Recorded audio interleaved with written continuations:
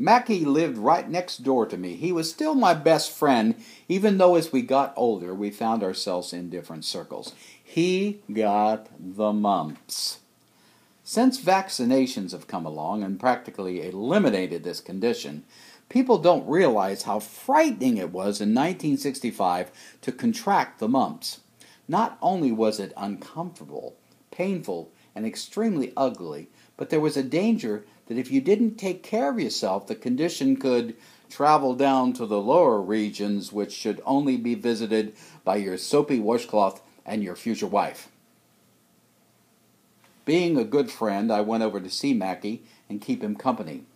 To ease his discomfort, Mackie's mother made a delicious chocolate malt with little marshmallows on top, which Mackie was too miserable to consume, only able to take a couple of swigs. So being a devoted comrade, I stepped in and finished it for him so his mother wouldn't yell at him. About 10 days later, after Mackie and I had shared this dairy treat, I noticed that my face was swelling up. I looked in the mirror and my whole head region looked like the sludge and silt gathering at the bottom of the Mississippi Delta. I felt like New Orleans on a cloudy day.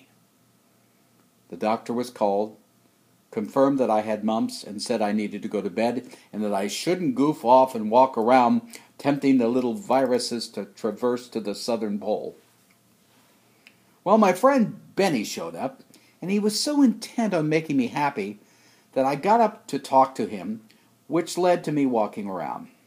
Sure enough, 2 days later I woke up swollen in my southern hemisphere. It was so ugly, not only because of the discomfort, no, mainly because I had to let my mother and the doctor peer at it. Gross. The doctor wasn't much help, sternly saying I shouldn't have let the condition happen in the first place. Then he said I should pack it in ice. Now, there are many places that ice shouldn't go. I guarantee you one of them is down there. So for a whole week, I was surrounded in ice like a hapless mackerel ending its journey at Fisherman's Wharf. Ringing in my head was the final warning from my small-town physician, saying it was likely that I would be sterile because of my mistake. And you see, I didn't have a problem with the idea of being sterile as far as not having children, but I was afraid it might affect my future possibilities of attracting a woman of my choice.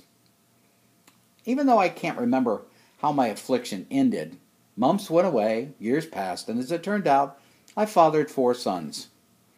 I guess sterility was not a problem. There should be a lesson here, and I suppose several could be derived by the more astute reader. Don't drink a chocolate malt with your mumps-infested friend. Don't go against the directions of your physician. Don't allow your private areas to become public. Or don't freak out because your doctor has information trying to scare you. Tell you what, I'll let you take your pick. It's a multiple choice. My only take from the situation is to keep everything frozen away from my warm place.